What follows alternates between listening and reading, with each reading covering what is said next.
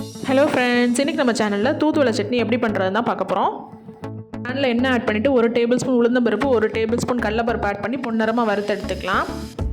வறுப்பட்டதுக்கப்புறமா ஒரு 3 வத்தல் ஆட் பண்ணிக்கலாம், ஒரு 6 பூண்டு பல் ஆட் பண்ணிக்கலாம், 1 கப் வந்து சின்ன வெங்காயம் ஆட் பண்ணிக்கலாம். தேவையான அளவு உப்பு ஆட் பண்ணிவிட்டு இதை எல்லாத்தையும் நல்லா வந்து வதக்கி எடுத்துக்கலாம். இப்போ 2 தக்காளி வந்து கட் பண்ணி வச்சுருக்கேன், அதை ஆட் பண்ணிக்கலாம். இதையும் சேர்த்து நல்லா வதக்கி எடுத்துக்கலாம். தக்காளி வேகிறதுக்காக மூடி வச்சு வேக விட்டுக்கலாம்.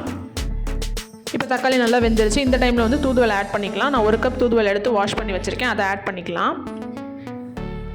தூதுவளை வந்து சளி இருமலுக்கு ரொம்ப நல்லது. ஸோ இந்த மாதிரி சட்னி பண்ணி குழந்தைங்களுக்குலாம் கொடுக்கலாம். நீங்கள் தோசை இட்லி அதிகமாக சாப்பிட்றதுனால இந்த மாதிரி சட்னி பண்ணி கொடுக்கலாம். இப்போ தூதுவளை வந்து நல்லா வதக்கிட்டு இதை ஆற விட்டுட்டு நம்ம அரைச்சி எடுத்துக்கலாம்.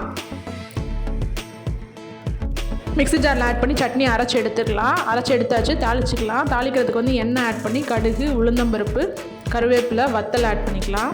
இதை வந்து நம்ம சட்னியோட ஆட் பண்ணிடலாம். சூப்பரான தூதுவளை சட்னி